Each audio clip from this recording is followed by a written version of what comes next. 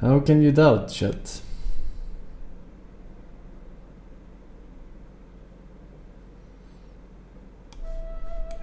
This is Japanese scriptwriter and novelist Takeshi Shudo. Shudo was the head writer for the first 5 years of the Pokemon anime, as well as the first 3 Pokemon movies. His creative process was fueled by alcohol and tranquilizers, and in the last 2 years before his death, he became obsessed with the only Pokemon he ever created, Lugia. The full story behind the diving Pokemon's creation is a long and complicated story involving substance abuse, seizures, and contributions from just about every corner of Pokemon bureaucracy. To get the full picture, Did You Know Gaming searched through hundreds of Shudo's Japanese blog posts and translated everything he ever wrote about Lugia, along with some leaks and several other key documents. But before we dive into Lugia's bizarre origin story, let's talk about where Lugia wasn't created, at Game Freak headquarters. In retrospect, it almost seems inevitable that Lugia would appear in Pokemon 2nd Generation, especially since Lugia's place as Silver's box legendary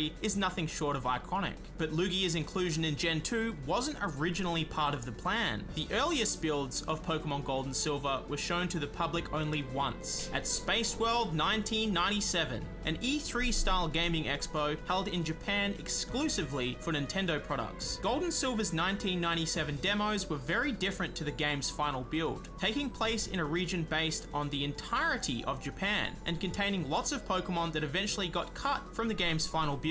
But after the expo, Nintendo and Game Freak locked those demos away in their vaults forever, leaving fans around the world wondering about all the secrets and lost Pokemon inside. It was one of gaming's biggest mysteries for over 2 decades, that is until 2018, when a hacker going by the pseudonym Wacko broke into Nintendo's servers and stole tons of development assets. Before getting arrested, the first thing they leaked was the now legendary Space World demo. Fans marveled at all the newly found lost Pokemon, but one very important Pokemon was missing from the Pokedex, Lugia. Later leaks stemming from the same hack revealed that Lugia's first appearance in Gold and Silver's development was dated June 1999. According to Shudo, that's because it wasn't Game Freak who created Lugia. It was him. He came up with Lugia specifically for the second Pokemon movie, which released 1 month later in July 1999. When he created Lugia, Shudo originally thought it'd remain exclusive to the film. In fact, he was actually surprised when it appeared in the games at all. Toward the end of his life, Shudo wrote on his blog, "Since Lugia was a Pokemon I designed myself solely for the new movie, I was surprised it ended up getting used later in the games and TV show." Actually,